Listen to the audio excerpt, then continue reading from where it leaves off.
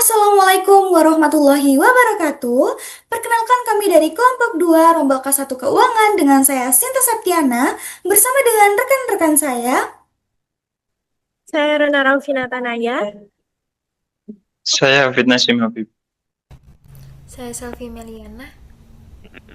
Jadi, pada kesempatan kali ini, kami akan mempresentasikan hasil analisis kami mengenai audit perilaku keuangan. Adapun yang menjadi pokok pembahasan yaitu mulai dari latar belakang audit hingga kesimpulan dan juga saran.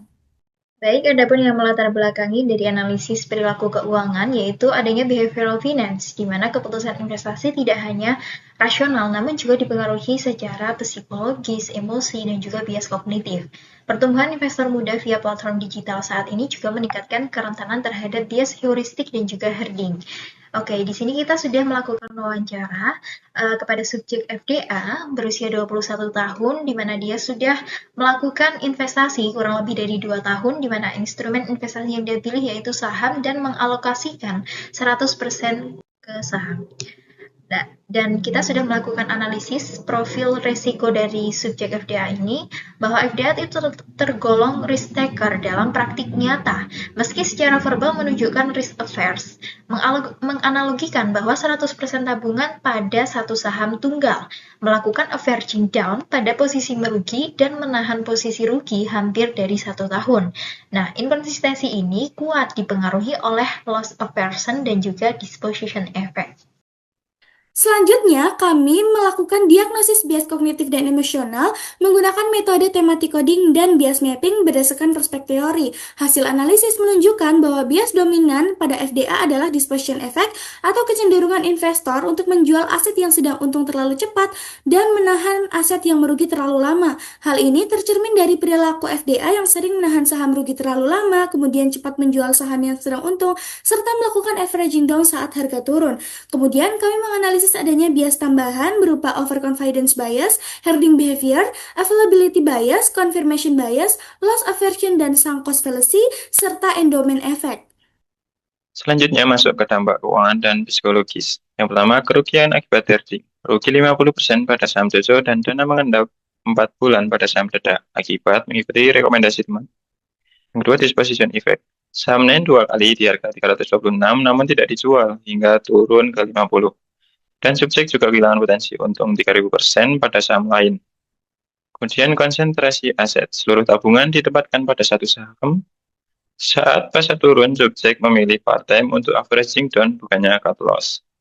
Kemudian regret aversion. Penyesalan karena gagal mengambil untung dan sulit cut loss. Menimbulkan efek batin antara mengamankan modal dan harapan harga akan pulih. Kemudian overthinking dan erosi kepercayaan diri. Berpikir berlebihan selama berhari-hari, merasa paling bodoh ketika rugi, takut dimanipulasi bandar, hingga akhirnya panik selling. Yang terakhir ada mutasi fear of missing out. Revolusi dari awalnya terpengaruh oleh influencer menjadi membeli saham karena rumor corporate action.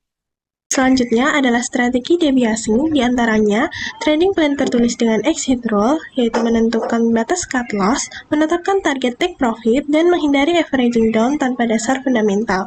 Kemudian yang kedua adalah jurnal investasi pra dan pasca transaksi dengan mencatat alasan membeli ataupun menjual, mengevaluasi hasil keputusan investasi, dan mengidentifikasi pola bias yang berulang. Yang ketiga ada three source verification, yaitu memeriksa sumber resmi baik dari IDX atau BEI, membandingkan dengan analisis yang berlawanan, serta melakukan evaluasi mandiri sebelum eksekusi transaksi. Kemudian yang ketiga ada restrukturisasi portofolio berbasis diversifikasi, yaitu membatasi konsentrasi pada satu emiten, membagi portofolio aktif dan defensif, dan mengurangi risiko akibat keputusan emosional. Kemudian yang terakhir yaitu peningkatan literasi behavioral finance, yaitu mempelajari bias perilaku investasi, mengikuti pelatihan analisis teknikal dan fundamental, serta evaluasi berkala melalui checklist atau jurnal investasi. Yang terakhir yaitu kesimpulan dan juga saran, di mana FDA mengaku risk averse, tapi perilakunya masih risk taker, sehingga dia mengalami kerugian 50% di saham Koko akibat herding dan kehilangan peluang profit 9. Sarannya yaitu prioritas trading plan tertulis, self-awareness jurnal emosi transaksi, dan penelitian lanjutan. Berikut daftar pustaka yang kami gunakan. Sekian presentasi dari kelompok kami, kurang lebihnya mohon maaf. Terima kasih. Wassalamualaikum warahmatullahi wabarakatuh.